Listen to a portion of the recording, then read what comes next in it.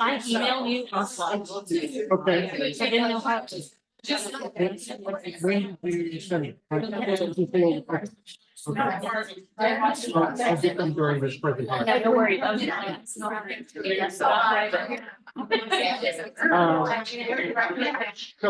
So the link was. But to this section, the link was, and I just sent out. I sent an urgent email telling everybody. Link was over. And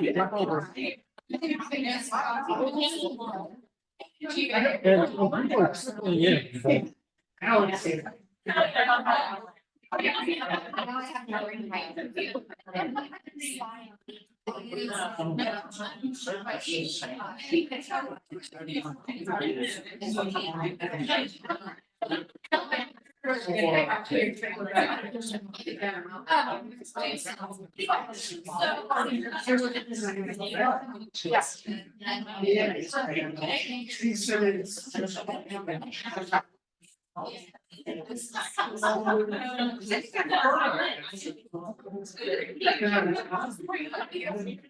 No. You know, my daughter tells me that she's like, it's not like last week. I know.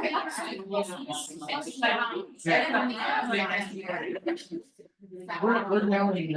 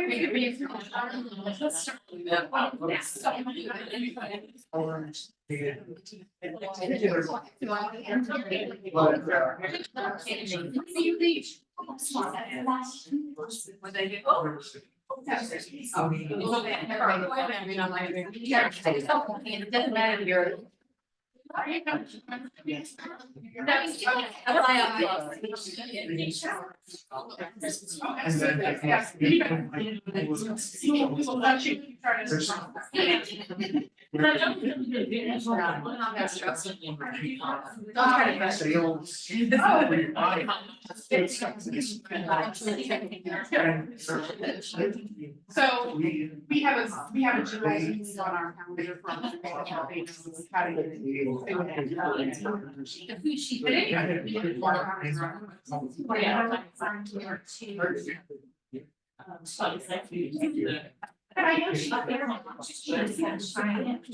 Oh,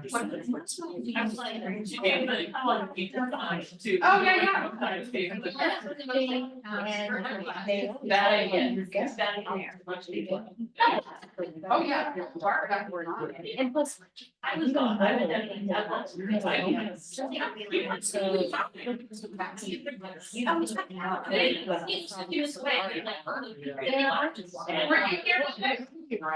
Yeah, we were like, it wasn't too bad. No, it wasn't.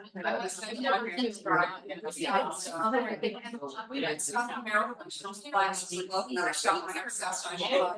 And Of course. when I crossed into Iowa, traffic. And we've been really big, right? That's what. No, what is South Family is. I mean, Walker Shop, that was North Family. So.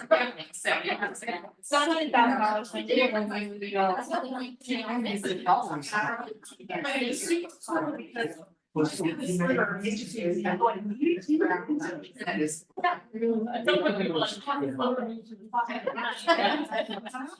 Well, that's what.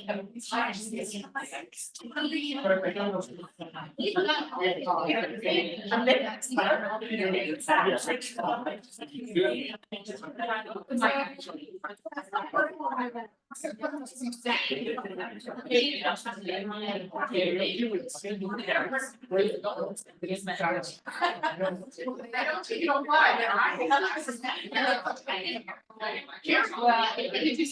That's true. Well, I could, shut up. Talk about anything. It's valuable.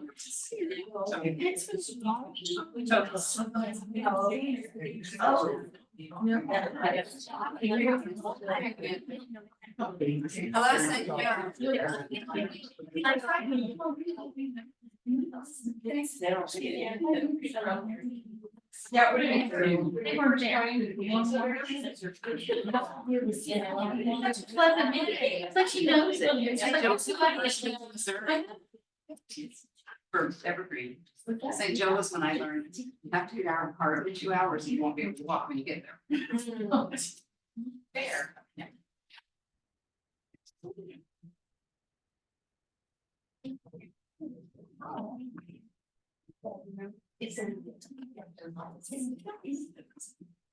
I'm gonna go ahead and start my presentation of what's going on with boarding, an introduction to the new and improved Missouri Evergreen Consortium Onboarding Committee. Maybe.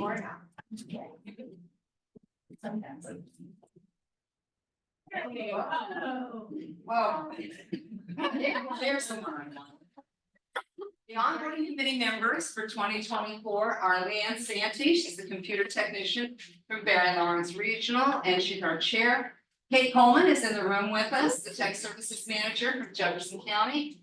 Colleen Knight is the director at Polk County, and Terry Moser, the circulation supervisor at Neosho Newton. Yeah. In the house. Yeah, not really, but Well, but representing. that's right. Representing. Ron Eibert advises us, as do I. I'm Mary Kay Emmrich, and I am contracted to Missouri Evergreen as your migration specialist. And Steve Potter also serves us in an advisory capacity. Onboarding, the OCOG, the old guard of onboarding. So originally, the original charge was to identify and educate potential libraries to come into the Missouri Evergreen Consortium, to check through the migration checklist, fill out the MOU, discuss various policies, and match onboarding libraries with mentor libraries, which is the coolest program ever. I'm originally from an Evergreen state. We don't mentor. After the first trip to Missouri, I went home and said, you've got to do this. You have to do this. It is the best teaching device I've ever seen.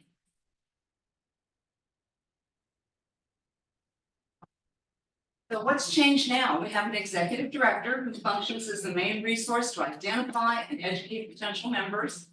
Steve Potter reviews the MOU, the policies by which we operate, and he assists in completing migration and technology checklists. so that when libraries onboard, they're ready for us.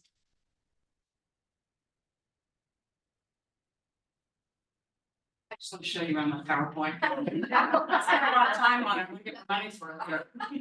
We've added a migration specialist. And I serve as a liaison between Equinox and each onboarding library so the transition goes smoothly. I was a good, my liaison yesterday, we liaised. Again, my name is, I go by Mary Kay, and I manage questions and concerns. Like a true librarian, I can't answer all your questions and concerns, but I can say, hey, I know somebody who can get you an answer. I can direct you when maybe you don't know where to go. And I provide support on throughout the migration, on go live day and following the migration, because we want our new libraries to be successful. So now we're reinventing the onboarding committee. The MEC onboarding committee reconvened in January of 2024.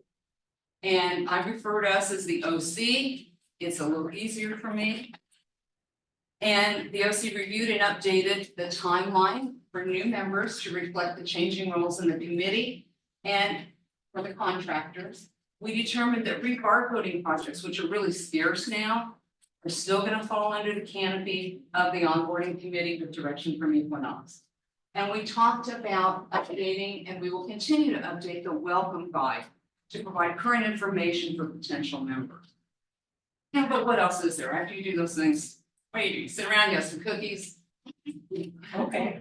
We're going to continue to determine mentor libraries for onboarding libraries. We're going to continue to make those good matches.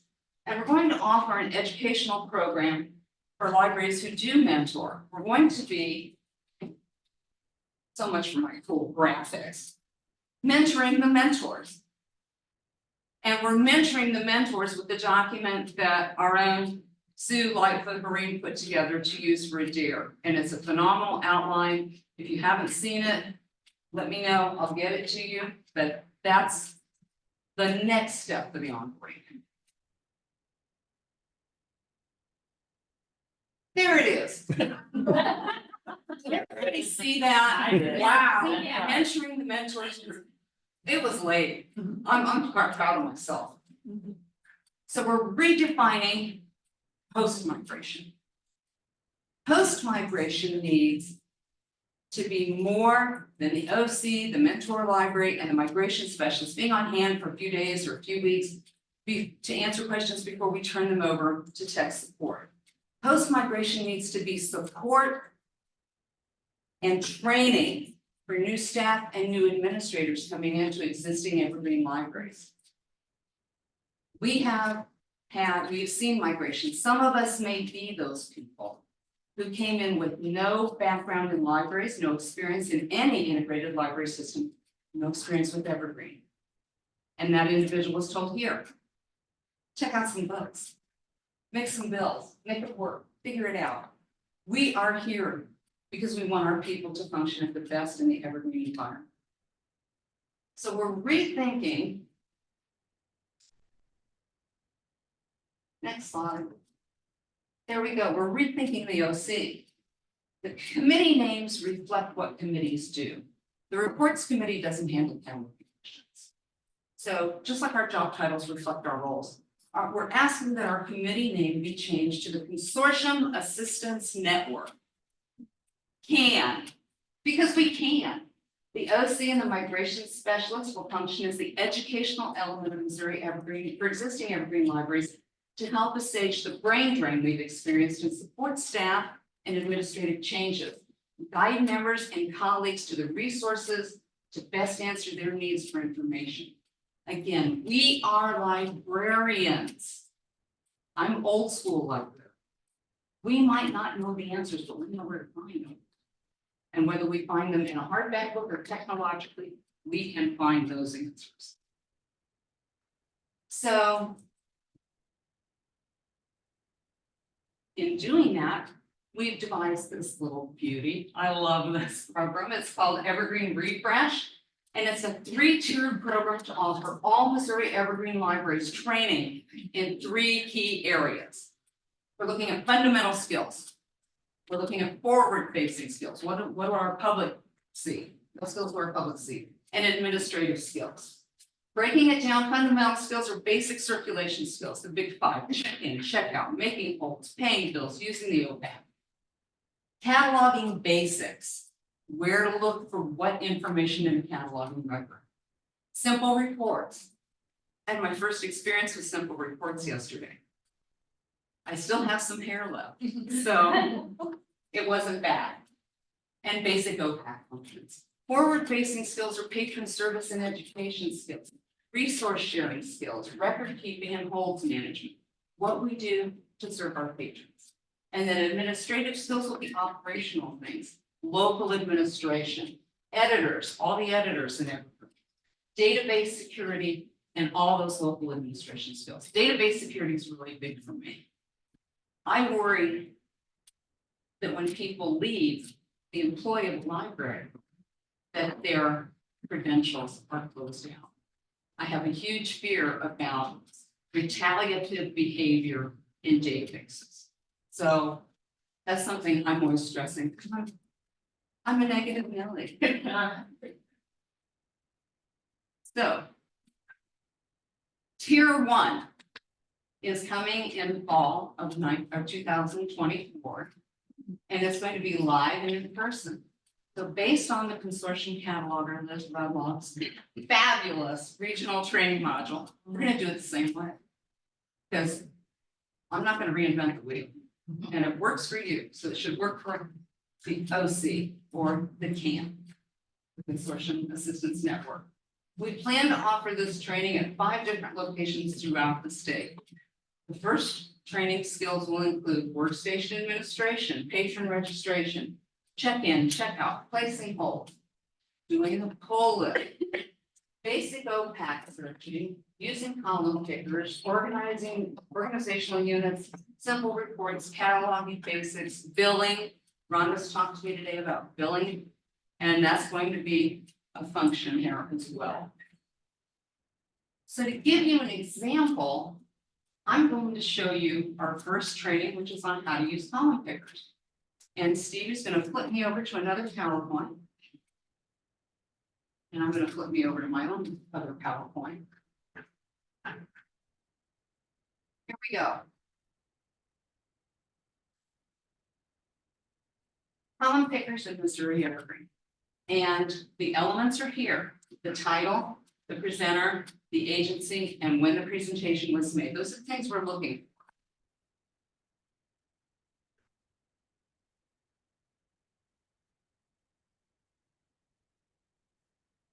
Here we go. What are column pickers? Now known as grid menu configurations. Is that correct, Jennifer? Yes, if you want to use fancy terms. That's the new term at Equinox, is grid menu configurations, but we're going to call them column pickers. We're going to define what we're teaching. So many screens available have the ability, tools that allow you to set columns and display screens the way you prefer. The choices allow you to personalize your screens for your best work productivity. Using column pickers is an easy way to adapt everything to suit your need, and column pickers are available when you see the arrow icon or the gear icon. This is from the new circulation manual. Nice. So we're talking the same language. That uniformity of language is what makes it all come together. And thank you for writing that for me. So here we have a circulation screen. It's a patron search screen. And you can see to the right, about a third of the way down, we have that little arrow that indicates that's going to be a column picker row. And we have the gear, usually in cataloging, and the gear gives us the column picker information. We have lots of information to choose from when we use the column picker. The drop-down menu gives us all sorts of some functions and all sorts of information that we want to make our screen use. So I've chosen date of birth, middle name, first name, last name, profile card, and email address for how I want to search for a patron. So this is going to sort on date of birth. not the easiest way to do that. So I'm going to save my columns. I want to save these columns, because if I go out of here to do something, first I'm gonna lose my columns. So you need to save me. Every time you change a column in the column picker, you need to save it. Now I've reorganized my column picker. Yes, so I've reorganized it, but it's kind of useless still. I've saved it, but it's useless. So now I'm going to use the grid column configuration chart to determine where what information appears. So I'm going to have last name as my first element. It's easy for me to sort on last name. Then first name, then middle name, the way we present our names. Again, I'm going to save that. And now I have a usable configuration for myself.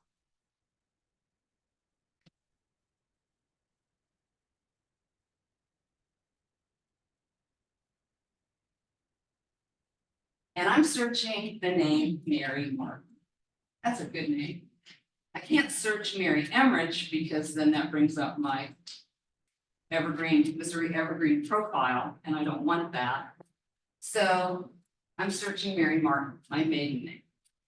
And I have 3 Mary Martins in all of Missouri Evergreen, because I changed my search arena to all of Missouri Evergreen.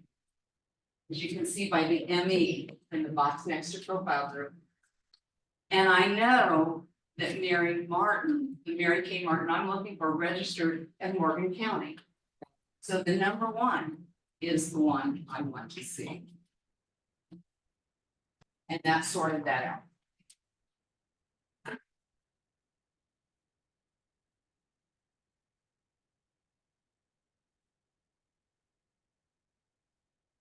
There we go. So I've got this information, but I need to see a little more. So there are other functions in the column picker that allow me to, for instance, change screen size. I can change column width so that I get more information. Again, save it, save it.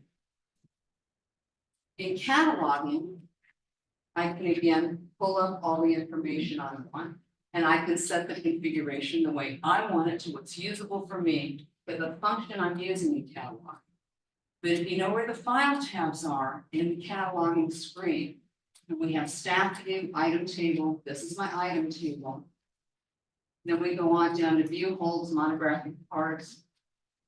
I'm only setting my item table tab here. You have to set that configuration in every tab. You have to do your column picker in every tab to have it work in everything. So I want it to work in my holdings view, and I'll have to reset it. It's good training, right? That's what? Don't want your pointer? Oh, no, because I feel like a cat is gonna jump on me. I used to do this. I felt like a cat yesterday when you were using the phone. But it's really, your way, right? it's really cool. It makes me in cataloging. You can also, Okay. Having breakfast and drinks in the morning. you just do it. Okay. You've seen this anyway. You, in cataloging. Sorry. In cataloging, you also have the option to manage your action menus. And I believe the 3-line stack is called the cheeseburger, the hamburger. I never can remember. I know it was a good sandwich. But the sandwich tells us that we can manage action items. So not only can you set up your column configurations in the column picker, you can manage action items with a drop-down grid menu configuration to let you know what you can do in that function. This occurs in cataloging, in the cataloging module.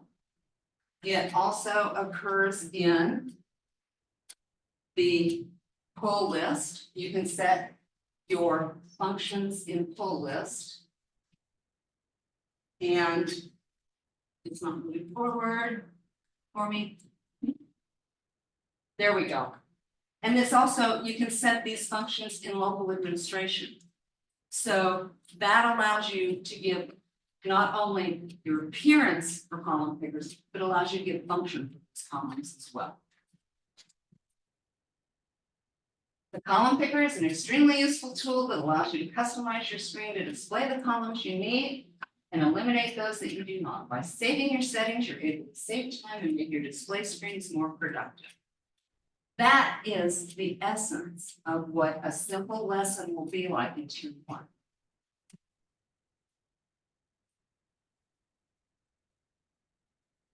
My last screen is, if you have questions or comments, now's the time for that information.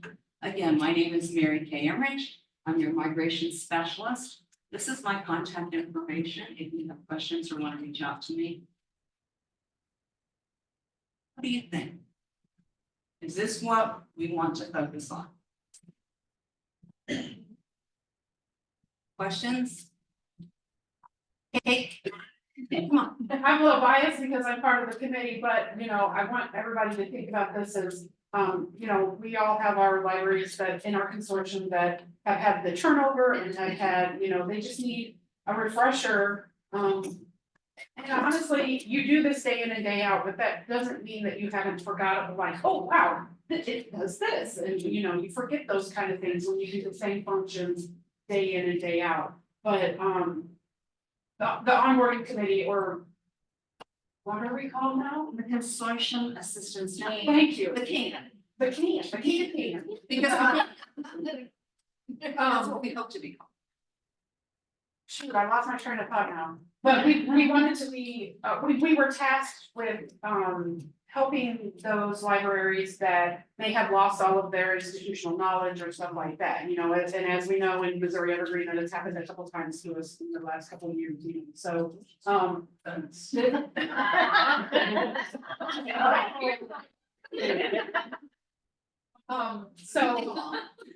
staff turnover, when you have a library that only has 3 staff members and you lose 2 of those, those people, you can't depend on that one person to then train these 2 people because. You lose your functionality knowledge. Yeah, so, we wanted this to be so much more, and now that we have Mary Kay, I mean, we're gonna use her.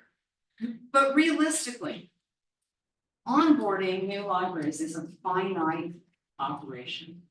In theory, if every library in Missouri became an evergreen library,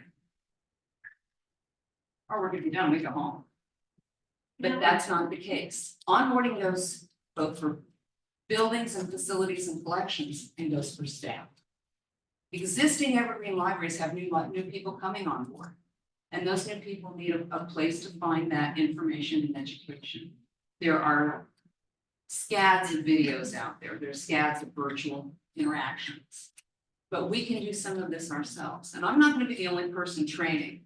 I'm sitting in a room full of immense knowledge.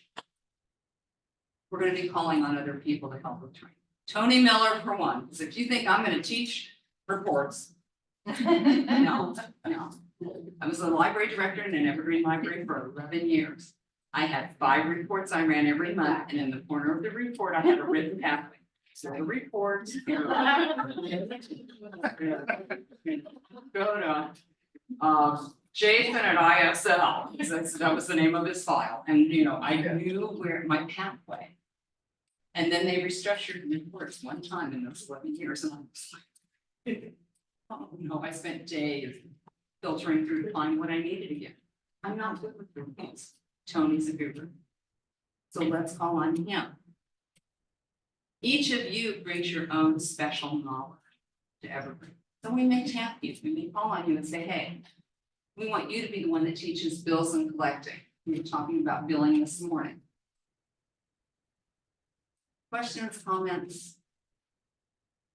I think it's great. I think it's great too. It's a Because start. when you first start, you go through your training, whatever, and then you're just kind of on your own.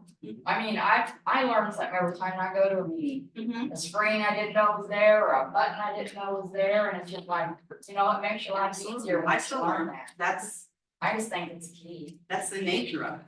I was a cataloging director. So I still learn new things when I go into old format or local administration. I'll see something I haven't seen for years. And, oh yeah, you can do this here. But I was surprised at how many where I live, how many library directors don't know how to use the closed dates editor? Or don't use the closed dates editor? I'm like, that really kind of helps, especially if you charge fines. I know a lot of libraries don't. But if you charge fines, closed dates editor is mandatory. You have to have that ability to take fines away for those days that you're closed for weather or tragedy or holidays or whatever. Okay. Steve, back to you.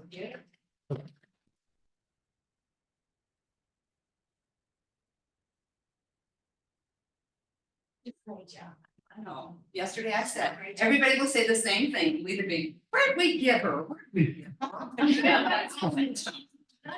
Person said that. Yeah. Well, and one of the things I was encouraging Mary Kate to do this in part because I know a lot of you migrated back into Mobius sticks. And so Yeah. you didn't even know that we had this sort of new way of doing things. So we got about 10 minutes and hopefully my link will work this time. We actually had a technical problem and I had to send the link out to everybody who was watching remotely. So we got a little bit of time and then at 4 o'clock, we will learn about the authorities. So One thing. I hope I belong in. Are you? Okay, send the. Did you? Yes. I'm gonna set mine. I'm there. So you can